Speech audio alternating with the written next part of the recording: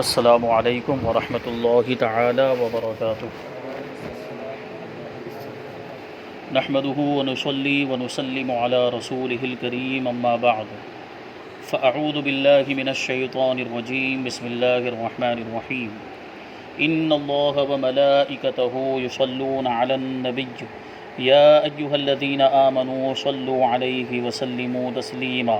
اللہم صل علی سیدنا ومولانا محمد معدن الجود والکرم وآلہ الکرام وابنہ الکریم وبارک وسلم صلاۃ وسلاما علیک یا رسول اللہ صلی اللہ تعالی علیہ وسلم۔ اصطلاحات شرعیہ کا بیان جاری ہے، اور اصطلاحات شرعیہ یعنی وہ چیزیں جن سے اللہ تبارک و تعالیٰ نے ہمیں منع فرمایا، شریعت میں منع فرمایا گیا، اور وہ چیزیں جن کا ہمیں اللہ تبارک و تعالیٰ نے حکم دیا، جن کے کرنے کا ہمیں شریعت میں حکم دیا گیا، تو ان کے لیے جو الفاظ استعمال ہوتے ہیں، ان کے جو درجات ہوتے ہیں، اس کا بیان یہاں سے جاری ہے۔ ان کے لیے جو الفاظ استعمال ہوتے ہیں انہی کو اصطلاحات شرعیہ کہا جاتا ہے۔ اسی میں ہم نے فرض اعتقادی پڑھا، اور اسی میں فرض عملی اور واجب عملی کا بھی بیان ہوا۔ اس میں گناہ صغیرہ اور گناہ کبیرہ کی بھی بات آئی تھی کہ کسی واجب کو ایک بار قصداً چھوڑ دینا گناہ صغیرہ ہے، لیکن چند بار ترک کرنا گناہ کبیرہ ہے، جبکہ فرض کو ایک بار چھوڑنا بھی گناہ کبیرہ ہے۔ اور گناہ صغیرہ مطلب چھوٹا گناہ ہے، اور گناہ کبیرہ مطلب بڑا گناہ ہے۔ اور اس کی وجہ یہی ہے کہ گناہ صغیرہ کا کوئی عادی ہو جائے تو جو گناہ صغیرہ ہوتا ہے وہ کبیرہ میں تبدیل ہو جاتا ہے۔ گناہ صغیرہ کو بار بار کیا جائے تو وہ خود بخود گناہ کبیرہ ہو جاتا ہے۔ گناہ کبیرہ جیسے نماز کو چھوڑ دینا، روزہ فرض ہونے کے باوجود اس کو چھوڑ دینا، حج فرض ہو جانے کے باوجود ادا نہ کرنا، اسی طرح زکوٰۃ واجب ہو جانے کے باوجود زکوٰۃ ادا نہ کرنا، اور اسی طریقے سے جن کاموں سے روکا گیا ہے، جو حرام کام ہے، ان کو کر لینا، ان کا ارتکاب کر لینا، یہ بھی گناہ کبیرہ ہے۔ جیسے غیبت کرنا، کسی کی چغلی کرنا، کسی کو ناحق قتل کر دینا، کسی کا مال چھین لینا، یہ سارے جو گناہ ہیں یہ گناہ کبیرہ ہیں۔ تو اسی کے تعلق سے کچھ باتیں ہوں گی۔ تو فرض اعتقادی، پھر اس کے بارے میں بتایا، واجب اعتقادی کے بارے میں بتایا، پھر واجب اعتقادی کی دو قسمیں بتائی، فرض عملی اور واجب عملی۔ اب یہاں سے سنت مؤکدہ کو بیان کرتے ہیں۔ تو یہ فرض اعتقادی،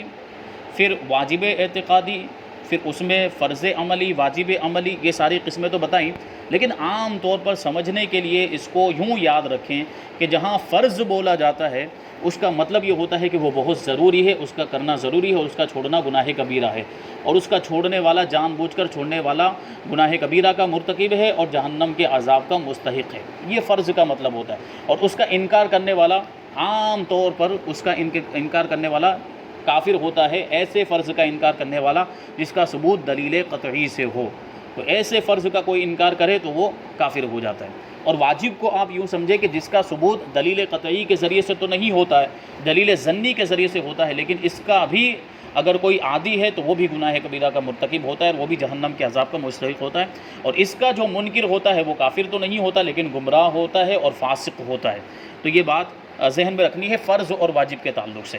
تو اگر وہ تفصیل ہمیں معلوم بھی نہیں ہے فرض اعتقادی کی یا واجب عملی، فرض عملی، واجب اعتقادی کی، یہ ساری تفصیل معلوم نہیں، بس اتنا ہم ذہن میں رکھیں کہ فرض مطلب بہت زیادہ ضروری، اور واجب کا درجہ جو ہے وہ فرض سے نیچے آتا ہے۔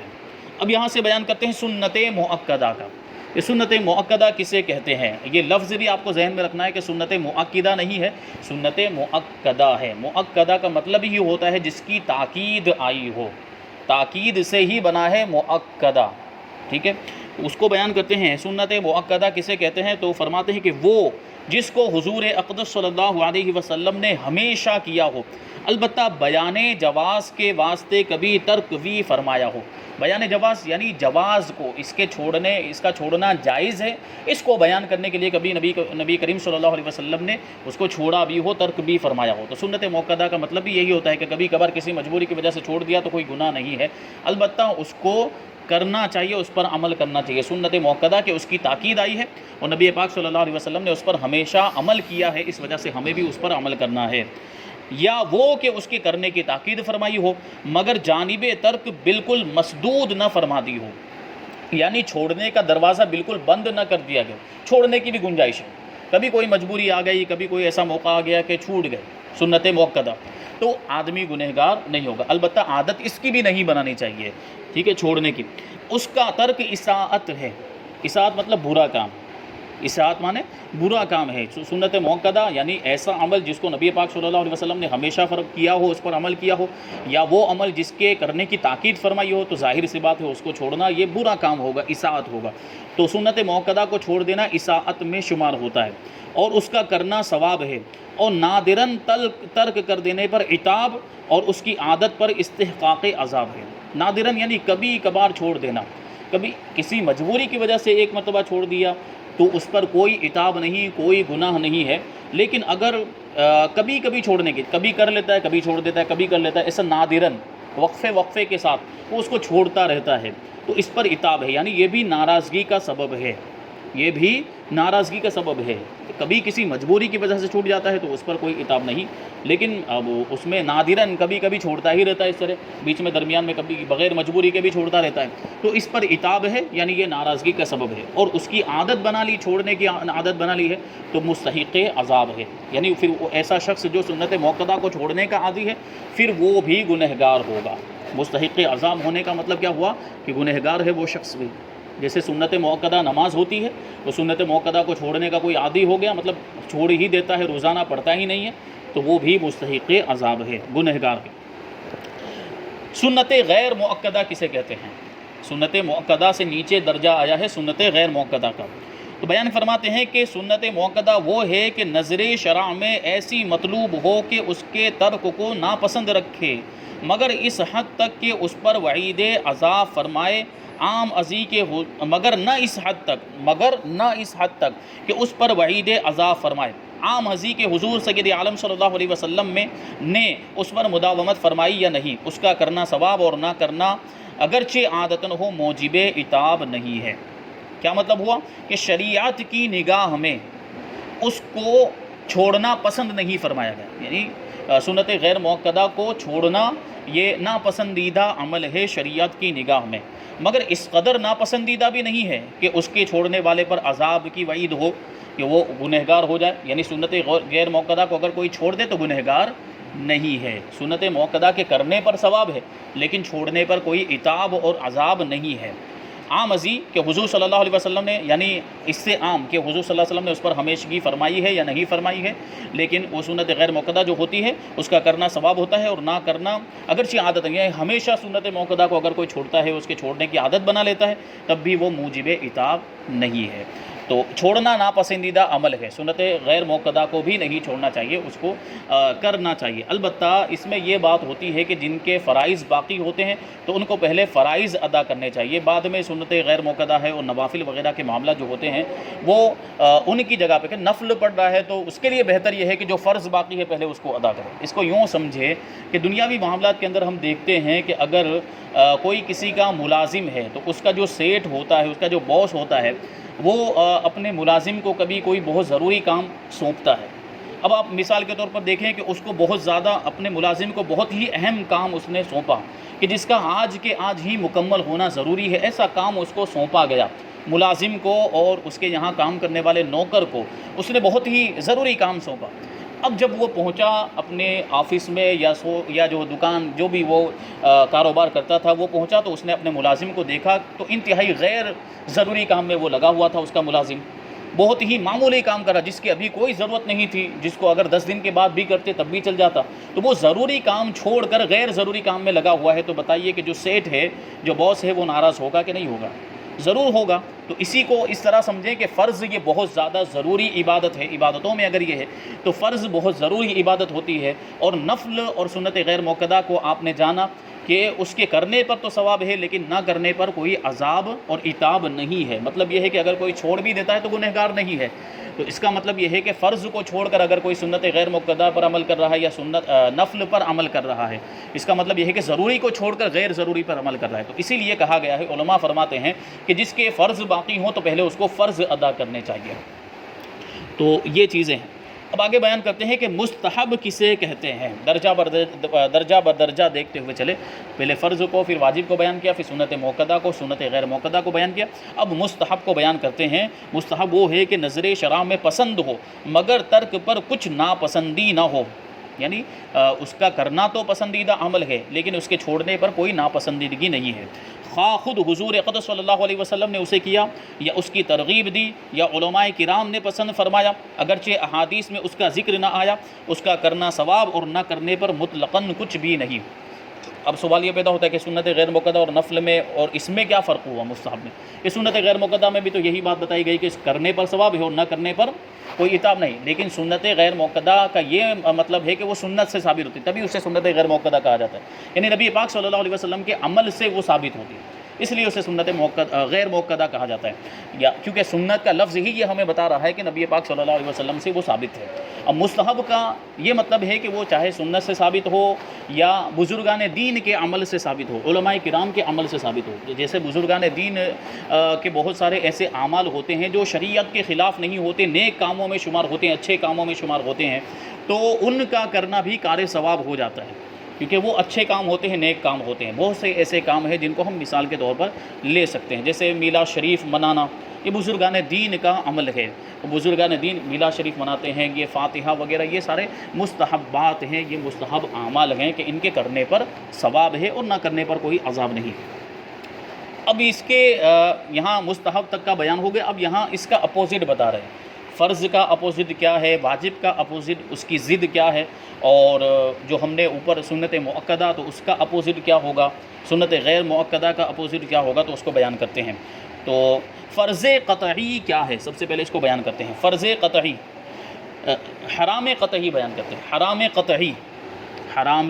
قطعی یہ فرض کا مقابل ہے، جو اوپر فرض بتائیں نہیں، جس کا کرنا بہت زیادہ ضروری ہے، تو اسی کے مقابلے میں حرام قطعی ہے، یعنی جس کا چھوڑنا بہت زیادہ ضروری ہے۔ فرض قطعی کے بارے میں جو بتایا گیا تھا کہ جس کا ثبوت دلیل قطعی سے ہو، قرآن و حدیث کے یقینی دلائل سے ہو، وہ فرض قطعی ہوتا ہے۔ اسی طریقے سے حرام قطعی وہ ہوتا ہے جس کا حرام ہونا، جس کی حرمت دلیل قطعی سے ثابت ہو، قرآن و حدیث کے قطعی دلائل سے ثابت، جیسے شراب کی حرمت ہے، شراب حرام ہے، تو اس کی جو حرمت ہے، اس کا جو حرام ہونا ہے، یہ دلیل قطعی سے ثابت کہ قرآن کے اندر صاف طور پر اس کو حرام فرما دیا گیا۔ اسی طریقے سے احادیث کے اندر بھی جگہ جگہ شراب کی حرمت کو بیان کیا گیا، تو اس کی جو حرمت ہو گئی یہ حرمت قطعی ہو گئی، تو یہ حرام قطعی ہو گیا۔ تو یہ فرض کا مقابل ہے، یعنی جس طریقے سے فرض کا کرنا بہت زیادہ ضروری ہے، حرام قطعی کا چھوڑنا بہت زیادہ ضروری ہے، تو یہ ایک دوسرے کے اپوزٹ ہے۔ اس کا ایک بار بھی قصدن کرنا گناہ کبیرہ اور فسق ہے، اور بچنا فرض اور ثواب ہے، وہی بچیں گے تو پھر وہ فرض ہوگا، ضروری ہوگا۔ آگے بیان کرتے ہیں مکروہ تحریمی کسے کہتے ہیں، یہ واجب کا مقابل ہے، واجب کا اپوزٹ ہے، اس کے کرنے سے عبادت ناقص ہو جاتی ہے اور کرنے والا گنہگار ہوتا ہے۔ جس طرح واجب کو چھوڑنے سے، جس عبادت کے اندر کوئی واجب ہے تو اس کو چھوڑنے سے عبادت ادھوری ہو جاتی ہے، اسی طریقے سے مکروہ تحریمی اگر کر لیا جائے تو اس سے بھی عبادت ناقص اور ادھوری ہو جاتی ہے۔ اسی وجہ سے اگر کوئی واجب چھوڑ دے، اور واجبات اصلیہ میں سے، نماز کے واجبات اصلیہ میں سے کسی واجب کو چھوڑ دیا جائے تو کیا کہا جاتا ہے، نماز مکروہ تحریمی ہو گئی، اسی وجہ سے، کیونکہ واجب کو چھوڑ دیا کا مطلب مکروہ تحریمی کا ارتکاب ہو گیا، تو دونوں ایک دوسرے کے اپوزٹ ہے۔ واجب چھوٹے گا تو خود بخود مکروہ تحریمی ہو جائے گا، اور مکروہ تحریمی کو چھوڑنا بھی واجب ہے، اسی کو بیان کرتے ہیں۔ اس کا کرنے والا گنہگار، اگرچہ اس کا گناہ حرام سے کم ہے، مکروہ تحریمی کا درجہ حرام سے نیچے آتا ہے، اور چند بار اس کا ارتکاب گناہ کبیرہ ہے، چند بار کر لے یا اس کا عادی ہو جائے اگر کوئی تو وہ گناہ کبیرہ۔ جیسے جماعت کے ساتھ نماز پڑھنا واجب ہے، ایک دو بار کسی مجبوری کی وجہ سے چھوٹ گئی تو گناہ صغیرہ تو ہے، لیکن اس کا عادی بن گیا، نماز کو چھوڑنے کی عادت بنا لی، تو اب یہ گنہگار ہے اور فاسق بھی ہے، اور یہ علی الاعلان ایسا کام کرتا ہے تو وہ فاسق معلن ہوا، ایسے شخص کو امام بنانا جائز نہیں ہے، تو یہ مکروہ تحریمی ہے۔ اب بیان کرتے ہیں اصاعت کو، اصاعت سے کیا مراد ہے؟ سنت مؤکدہ کا جو مقابل ہے وہ ہے اصاعت، تو کہتے ہیں جس کا کرنا برا ہے اور نادراً کرنے والا مستحق عتاب اور التزام فعل پر استحقاق عذاب، یہ سنت مؤکدہ کے مقابل ہے۔ جو سنت مؤکدہ میں بیان کیا گیا تھا کہ جس کو ہمیشہ اگر کوئی چھوڑتا رہتا ہے تو وہ عذاب کا مستحق ہوتا ہے، اور نادراً کبھی کبھی چھوڑتا ہے تو عتاب یعنی ناراضگی کا سبب تو وہ بھی ہے۔ اور جس کے کرنے پر بہت ثواب بھی ہے۔ تو اسی طرح یہاں پر اس کا چھوڑنا جو ہے کہ یہ سنت موقدہ ہوگا، ٹھیک ہے، چونکہ یہ سنت موقدہ کے مقابل ہے، اور اس کا کرنا برا ہے۔ آگے بیان کرتے ہیں مکروہ تنزیہی کسے کہتے ہیں؟ جس کا کرنا شریعت کو پسند نہیں مگر نہ اس حد تک کہ اس پر وعید عذاب فرمائے، یہ سنت غیر مؤکدہ کے مقابل ہے۔ یعنی مکروہ تنزیہی نہ کرنا بہتر ہے، مکروہ تنزیہی نہ کرنا بہتر ہے، لیکن اگر کر لیا ہے تو عذاب بھی نہیں ہے، یعنی مکروہ تنزیہی کرنے والا، اس پر عمل کرنے والا گنہگار بھی نہیں ہوتا ہے۔ یعنی نماز میں اگر مکروہ تنزیہی کوئی عمل ہے تو وہ کر لیتا ہے تو اس کی وجہ سے نماز ہو جائے گی، ایسی نماز کو دہرانے کی حاجت نہیں ہے۔ اس کے علاوہ بھی دوسرے کسی کام کے اندر، کسی عمل کے اندر اگر یہ کہا جائے کہ یہ مکروہ تنزیہی ہے تو اس کا مطلب یہ ہے کہ نہ کیا جائے تو بہتر ہے، لیکن اگر کر لیتے ہیں تو کوئی گناہ بھی نہیں ہے۔ اب ایک بہت ہی اہم چیز ہے جو ان سب سے ہٹ کر کے، کیونکہ ابھی تک ہم نے دیکھا تو ایک دوسرے کے مقابل بیان کر دیے گئے، فرض کا مقابل حرام، واجب کا مقابل مکروہ تحریمی، اور سنت مؤکدہ کا مقابل کیا بتایا؟ اساءت، اور سنت غیر مؤکدہ کا مقابل کیا بتایا؟ مکروہ تنزیہی بتایا۔ لیکن ان سب کے بیچ میں ایک چیز ہے، وہ ہے خلاف اولا۔ خلاف اولا سے کیا مراد ہے؟ اس کو بیان کرتے ہیں کہ وہ جس کا نہ کرنا بہتر تھا، کیا تو کوئی مضائقہ نہیں اور عتاب بھی نہیں، یہ مستحب کا مقابل ہے۔ جو مستحب اوپر بتایا گیا تھا کہ مستحب، اچھا یہ بیچ میں نہیں ہے بلکہ مستحب کے مقابلے میں، ٹھیک ہے، سنت غیر مؤکدہ کے مقابلے میں مکروہ تنزیہی، مستحب کے مقابلے میں کیا ہے؟ وہ خلاف اولا ہے۔ یعنی بہتر تو یہ ہے کہ یہ بھی نہ کیا جائے، لیکن کر لے اگر کوئی خلاف اولا پر عمل کر لے یا اس کا فعل اس کو جو ہے کہ انجام دے دے تو وہ شخص گنہگار نہیں ہوتا، نہ کرنا بہتر ہوتا ہے۔ وہ جو بیچ والی جو بات تھی وہ اب آ رہی ہے، ٹھیک ہے، اس کو کہتے ہیں مباح خالص۔ مباح خالص کی تعریف کیا ہے؟ تو بیان کرتے ہیں مباح خالص وہ ہے جس کا کرنا اور نہ کرنا دونوں یکساں ہو، برابر ہو، یعنی کرنے پر کوئی ثواب نہیں اور نہ کرنے پر کوئی عذاب نہیں، دونوں جانب اس کی برابر برابر ہوں، چھوڑنا بھی برابر ہے اور کرنا بھی برابر ہے، نہ کچھ گناہ ہے نہ کوئی ثواب ہے، تو اس کو مباح خالص کہا جاتا ہے۔ اور ایسے عمل وہ ہوتے ہیں جن کے تعلق سے شریعت کے اندر نہ کوئی ممانعت آئی ہے، نہ کرنے کا حکم دیا گیا ہے، تو یہ چیزیں عام طور پر مباح ہوتی ہیں، تو اس کا کرنا اور نہ کرنا دونوں برابر ہوتا ہے۔ تو یہ چند ضروری چیزیں بیان کی گئی، تو ان اصطلاحات کو ذہن میں رکھنا چاہیے ہمیں۔ سب سے پہلے فرض کو بیان کیا، نتیجے کے طور پر گفتگو کا نچوڑ آپ سن لیں کہ جب سے سب سے پہلے فرض بیان کیا گیا، فرض بہت زیادہ ضروری ہے اور اس کا چھوڑنے والا گناہ کبیرہ کا مرتکب ہوتا ہے، اور ایسا فرض جس کی فرضیت قطعی طور پر ثابت ہو، اس کا انکار کرنے والا کافر ہو جاتا ہے۔ اور واجب کا کرنا بھی بہت زیادہ ضروری ہوتا ہے، اور اس کا چھوڑنے والا بھی بار بار اگر اس کو چھوڑے تو وہ بھی گنہگار اور جہنم کے عذاب کا مستحق ہوتا ہے، اور اس کا انکار کرنے والا گمراہ ہوتا ہے اور فاسق کہلاتا ہے۔ سنت موقدہ جس کے اوپر نبی کریم صلی اللہ علیہ وسلم نے ہمیشگی فرمائی یا اس کی تاکید فرمائی ہے، لیکن اس کو کبھی کبھی چھوڑنا جائز ہے، اس کی عادت بنا لینا جائز نہیں ہے۔ اسی طرح سنت غیر موقدہ ہے کہ اس کو اگر چھوڑ دیتا ہے تو کوئی گناہ نہیں ہے، لیکن اس کو اس کے چھوڑنے کو ناپسند فرمایا گیا ہے۔ اور مستحب کا مطلب یہ ہوتا ہے کہ اس کو مستحب یہ ہے کہ اس کے کرنے پر ثواب ہے اور چھوڑنے پر کوئی عتاب اور عذاب بھی نہیں ہے۔ حرام یعنی اس کا چھوڑنا بہت زیادہ ضروری ہے، اور اگر اس کو کوئی کر لیتا ہے تو وہ گناہ کبیرہ کا مرتکب ہوتا ہے، یہ فرض کا مقابل ہوتا ہے۔ اس کے بعد ہے مکروہ تحریمی، یہ واجب کا مقابل ہوتا ہے کہ اس کا چھوڑنا واجب ہوگا۔ اور اسی طریقے سے اس کے بعد مکروہ تنزیہی کو بیان کیا گیا، یہ سنت غیر موقدہ کے مقابلے میں